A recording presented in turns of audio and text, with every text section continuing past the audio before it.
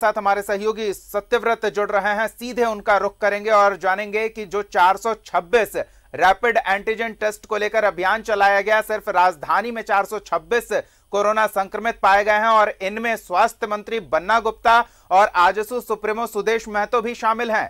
सत्यव्रत, नहीं देखिए, बिल्कुल स्वास्थ्य विभाग जो है वो लगातार जो है वो एंटी रैबिड जो है वो मास्क ड्राइव चला रहा था। कल जो है करीब 10,100 के करीब वैसे लोगों के कोरोना की सैंपल ली गई थी और उसकी जांच की गई थी, जो कि राजधानी रांची और ग्रामीण क्षेत्रों के रहने वाले थे। कल की अगर बात करें तो 2 बड़े नेता जो है वो कोरोना के पॉजिटिव पाए गए।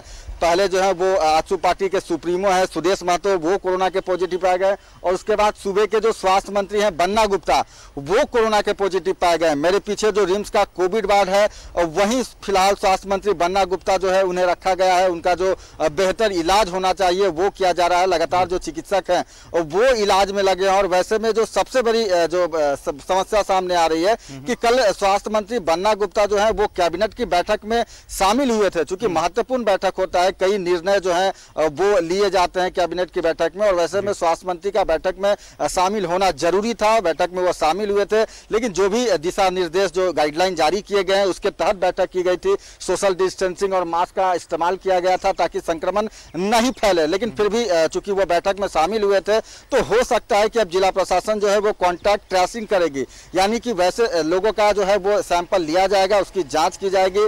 जो सूबे के मुखिया हैं हेमंत सोरेन, वो भी उस बैठक में मौजूद थे। तो हो सकता है कि मुख्यमंत्री हेमंत सोरेन का जो है वो फिर से कोरोना जो जांच है वो किया जाएगा।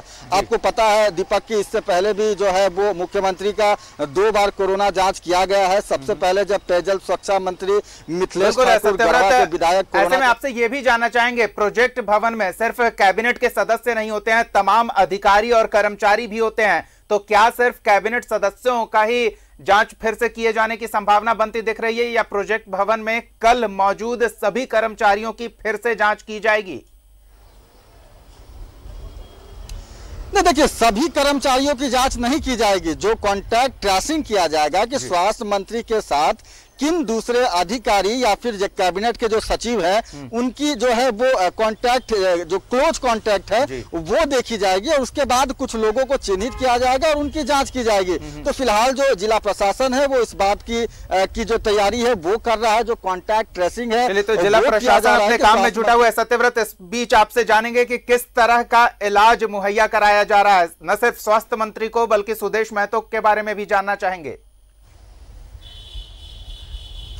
देखिए, जो आजसू सुप्रीमो है सुदेश महतो, वो भी कल दोपहर के करीब कोरोना के पॉजिटिव पाए गए थे। पिछले 2-3 दिनों से वो बीमार चल रहे थे, हल्की बुखार और खांसी की समस्या थी, जिसके बाद उन्होंने अपने कोरोना के सैंपल की जांच कराई थी, जिसके बाद वो कोरोना के पॉजिटिव पाए गए थे।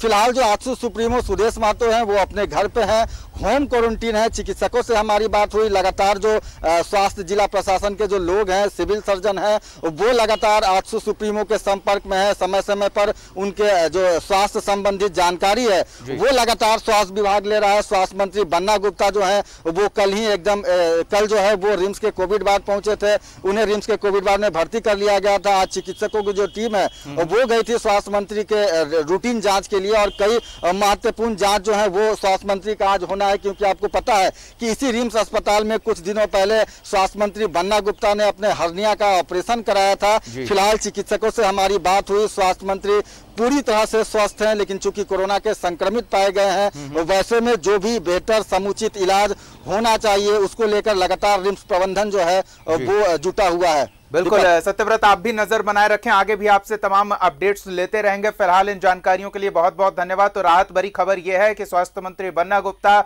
आजसू सुप्रीमो सुदेश महतो समेत जो तमाम संक्रमित पाए गए लोग हैं उन्हें बेहतर चिकित्सकीय सुविधा मुहैया कराई जा रही है। स्वास्थ्य महकमा पूरी तत्परता और तैयारी के साथ कोरोना संक्रमण से लड़ने में जुटा हुआ है। तो रैपिड एंटीजन टेस्ट को लेकर विशेष अभियान चलाया जा रहा है। 4 जिलों पर खास तौर पर फोकस किया जा रहा है, जहां बीते दिनों में संक्रमितों की बड़ी संख्या देखने को मिली थी। रांची की तो हमने बात कर ली, आपको जमशेदपुर लिए चलते हैं। हमारी सहयोगी अन्य अमृता वहां से जुड़ी हुई हैं। कल एक दिन का अभियान चला था, आज फिर यह अभियान चलना है, क्या कुछ जानकारी उनके पास है वो जानते हैं। जी अन्नी।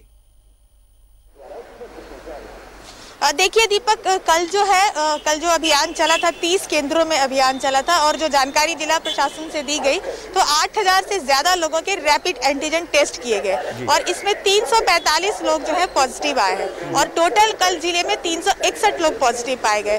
तो जो बचे कुछ सैंपल है, जो 10,000 का लक्ष्य पूरा करना है, वो आज उस पर काम चल रहा है, लेकिन बहुत कम सेंटरों पे। जो जिला प्रशासन से जानकारी मिली तो घाघीडीह जेल परिसर में जो सेंटर बनाया गया वहाँ और TMH के परिसर के भीतर जो सेंटर है वहाँ पे टेस्ट हो रहे हैं और बाकी कुछ ऐसी जानकारी नहीं दी गई। और ये बताया गया है कि उन तमाम सेंटरों पे जहाँ कल चल रहे थे उन सभी सेंटरों पर आज नहीं होगी। सिर्फ 2000, लगभग 2000 या 1600 ऐसा सैंपल बचे हैं जिनका लक्ष्य आज पूरा कर लिया जाएगा। तो जिस तरह से 345 की संख्या में आए और ज्यादातर नेगेटिव आए, तो अभी भी जो डेटा देखेंगे दीपक, तो ज्यादातर लोगों के नेगेटिव आए हैं और कुछ लोगों के पॉजिटिव आए। बहुत ज्यादा घबराने की बात इसलिए भी नहीं है क्योंकि अब जो है कोरोना को लेकर एंटीबॉडी विकसित तो हो रही है लोगों में। आप देखिए अलग अलग शहर अपना अपना रिसर्च कर रहे हैं। पुणे में जो पुणे यूनिवर्सिटी की साइंस डिपार्टमेंट है उसने अपना शोध किया है और वहाँ पाया है कि पुणे शहर के 51% लोग जो हैं उनके भीतर एंटीबॉडी विकसित हो गई है। आप जानते हैं कि कोई भी वायरस जनित बीमारियां होती है उसके लिए एंटीबॉडी शरीर में ही पैदा होती है और वो उससे लड़ता है। सालों से हम वायरल बीमारियों से ऐसे ही लड़ते आए। तो कोरोना का ये जो पीक काल है, जब ये खत्म होगा तो इसी तरह से धीरे धीरे को इस संक्रमण से इम्यून होना होगा, तो खुद से अपने आप ये काम होता दिख रहा है। ये जिस रिसर्च की आप बात कर रहे हैं उस पर हम बात कर रहे हैं, लेकिन अगर जमशेदपुर की बात करें तो क्या कहेंगे इसे? 8000 में सिर्फ 350 के आसपास संक्रमित, तो ये एक राहत भरी खबर है क्योंकि बीते कुछ दिनों में हम देख रहे थे लगातार जमशेदपुर में संक्रमितों की संख्या तेजी से बढ़ रही थी। तो क्या अब ये जो आंकड़े कल के आए हैं उससे इस संक्रमण के प्रभाव में थोड़ी कमी की संभावना बनती दिख रही है? देखिए ये तो टेस्ट के बाद पता चलेगा दीपक, क्योंकि जितना ज्यादा आप टेस्ट करेंगे, अब 25 लाख की आबादी है जिले की लगभग, उसमें अगर आप 10,000 का सैंपल लेते हैं तो एक पिक्चर तो जरूर सामने आती है कि अगर वृहद जांच करें तो ऐसा ही कोई पिक्चर आए। जब हम जो स्टैटिस्टिक्स पढ़ते थे सांख्यिकी, उसमें हम सैंपल लेते थे और वो सैंपल एक तरह से परिलक्षित करता था पूरे परिदृश्य को, तो पूरे परिदृश्य को ये परिलक्षित कर रहा है। लेकिन इसमें एक और बात है दीपक कि 100 से ज्यादा सैंपल जो आए हैं जिसमें जो पॉजिटिव है 345 में 100 से ज्यादा ऐसे हैं जिनकी कोई ट्रैवल हिस्ट्री नहीं थी, नहीं कंटेनमेंट जोन में है और नहीं किसी संक्रमित के परिवार के संपर्क में आए। तो ये भी एक पॉइंट है जिस पर ध्यान देना है, क्योंकि अगर कम्युनिटी स्प्रेड आउट बहुत बड़े पैमाने पर होगा तो एक चिंता की वजह हो सकती है। लेकिन जैसा कि मैंने कहा कि अगर एंटीबॉडी विकसित हो रही हो, जैसे पूना में हो रहा है, अगर यहाँ पे शोध किया जाए, यहाँ भी वो हो रहा होगा, तो बहुत ज्यादा चिंतित होने की आवश्यकता नहीं है। सावधान होने की जरूरत है, पैनिक क्रिएट करने की जरूरत नहीं है, क्योंकि अभी भी आप डेटा में जाएंगे दीपक, 25 लाख की आबादी में एक दिन में 7 मौतें हो रही हैं उस शहर में जहां एक दिन में 15-20 मौतें अमूमन हॉस्पिटल्स में होती थी। तो उस हिसाब से भी अभी आंकड़ा कम है, अभी भी हालात बहुत ज्यादा नहीं बिगड़े हैं, हम इसको कंट्रोल कर सकते हैं। और दूसरी बात मैं आपको बता दूं कि जब टाटा स्टील ने एंटीबॉडी परीक्षण किया था अपने कर्मचारियों का, तो उसमें बहुत बड़ी संख्या में कर्मचारियों के ये आए थे कि उनके एंटीबॉडी पैदा हुए, एंटीबॉडी उनके शरीर में विकसित हुए, मतलब वो कोरोना से लड़कर जीत चुके थे और उनको पता भी नहीं चला। यानी कई लोगों को कोरोना हुआ और वो ठीक हो गए, उनको पता नहीं चला। तो ये सब इम्यून का ही खेल है दीपक। और बाकी जो बचे लोग हैं, अगर उनकी मजबूत नहीं भी है तो थोड़ा सा मेंटल बूस्टअप करने की जरूरत है, मानसिक रूप से सबल होने की जरूरत है। कहीं ना कहीं शहर में डर जरूर फैल गया है और इस वजह से भी बहुत सारे लोग बीमार पड़ रहे हैं, क्योंकि हम लोग बहुत सारी ऐसी घटनाएं सुन रहे हैं जिसमें बगैर जांच के लोग डिक्लेयर कर दे रहे हैं कि फलाने को कोरोना हुआ है। कई तरह की अफवाहें भी फैली हुई है। जैसे कई लोग ऐसे मिले जिन्होंने मुझे बताया कि लाशें बिछी हुई है शमशान घाट में, हम हर दिन रिपोर्टिंग कर रहे हैं, ऐसा कोई दिन नहीं हुआ जिस दिन लाशें बिछ गई हो।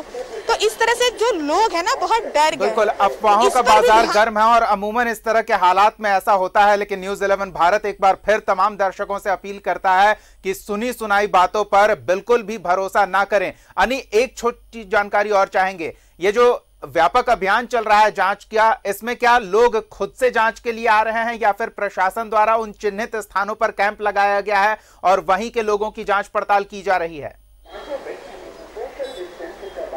दोनों तरह तरह की बातें हैं दीपक, लोग खुद से भी जा रहे हैं और प्रशासनिक पदाधिकारी जो है वहाँ तैनात, जो मजिस्ट्रेट या अन्य जो पुलिस के लोग हैं, वो आसपास के लोगों में माइक के जरिए प्रचार करके बता रहे हैं लोगों को कि वो आए। चूंकि दीपक ज्यादा भीड़ भी एकत्रित नहीं करनी है, आपको सोशल डिस्टेंसिंग के साथ ही जाना है, इसलिए इस तरह की कोशिश हो रही है कि लोग आए, सोशल डिस्टेंसिंग के तहत वो सारी प्रक्रियाएं हो, जांच हो उनका, 1 घंटे के भीतर उनको जांच रिपोर्ट भी मिल जाती है। मैं आपको बताऊं, कई लोग तो ऐसे भी मेरी जानकारी में आए हैं कि जो यूं ही चले गए थे अपने दोस्तों के साथ कि चलो दोस्त की तबीयत ठीक नहीं लग रही, उसका मैं चेकअप करवा देता हूँ, और खुद का भी चेकअप करवा लिया और खुद भी कोरोना पॉजिटिव निकल गए। तो कहीं ना कहीं लोगों में जागरूकता आई है कि हाँ वो अपना टेस्ट करा रहे हैं, लेकिन सरकार ये जो टेस्ट करा रही है सच्चाई जानने के लिए, ताकि उसी हिसाब से वो आगे की प्रक्रिया अपनाए। इसका कतई ये मतलब नहीं कि लोग डर जाए और लोग ये सोचने लगे कि मुझे कोरोना हो गया तो मैं मर जाऊंगा, मर जाऊंगी। ये व्यवस्था सजग है और ऐसे में लोगों की सहभागिता भी बेहद जरूरी है, जो देखने को मिल रही है। सबसे बड़ी बात कि डरने की आवश्यकता नहीं है, सावधानी बरतने की आवश्यकता है, और उससे भी महत्वपूर्ण कि सुनी सुनाई बातों पर भरोसा ना करें, ना ही इस तरह की बातों को आगे फैलाएं। अफवाहों से बच कर रहें, यह बेहद जरूरी है।